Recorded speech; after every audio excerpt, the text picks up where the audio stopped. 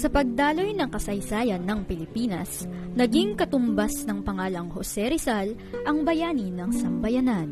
Sa hanay ng mga martir at bayani at sa kulto ng mga Diyos ng mga milenaryo, madaling natagpuan ni Jose Rizal ang kanyang lugar tulad ng pagpanuot niya sa isipan ng bawat Pilipino.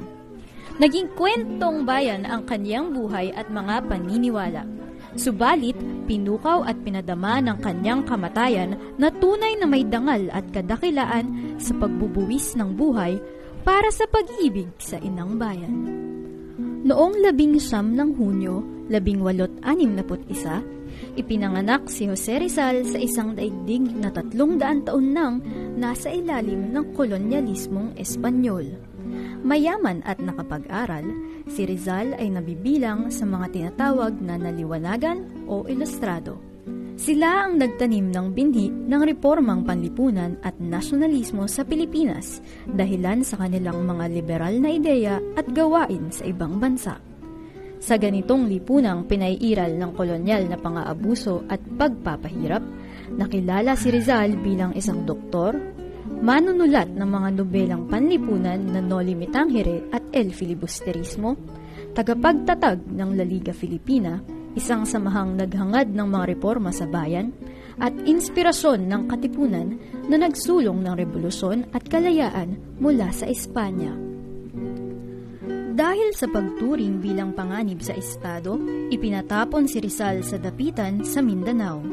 Malaon sa gitna ng mga alingaungaw at pagsabog ng Rebolusyong Sambayanan, ipinakulong siya ng mga otoridad sa Real Fuerza de Santiago dahil siya ang pangunahing pinanghihinalaang sanhi ng mga gulong nangyayari sa kolonya.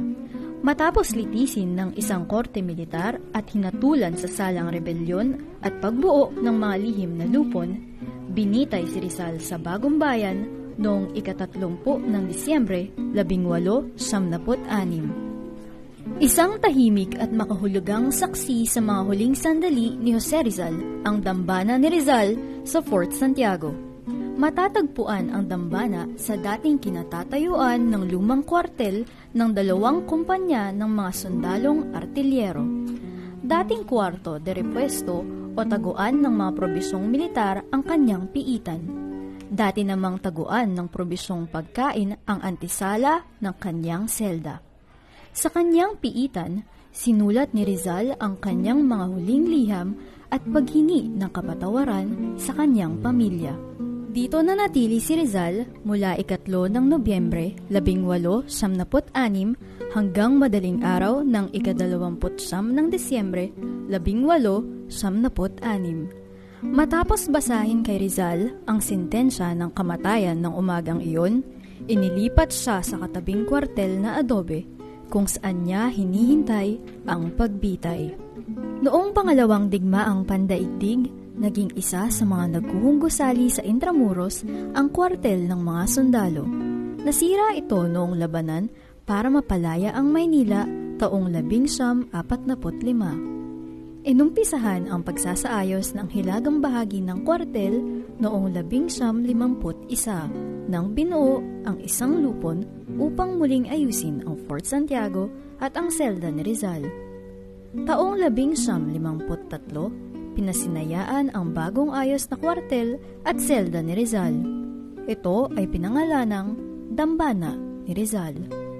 Ngayon, sa ilalim ng pangangasiwa ng Pambansang Komisyong Pangkasaysayan ng Pilipinas, matatagpuan sa dambana ni Rizal ang museyong handog sa mga huling sandali ng buhay ni Jose Rizal.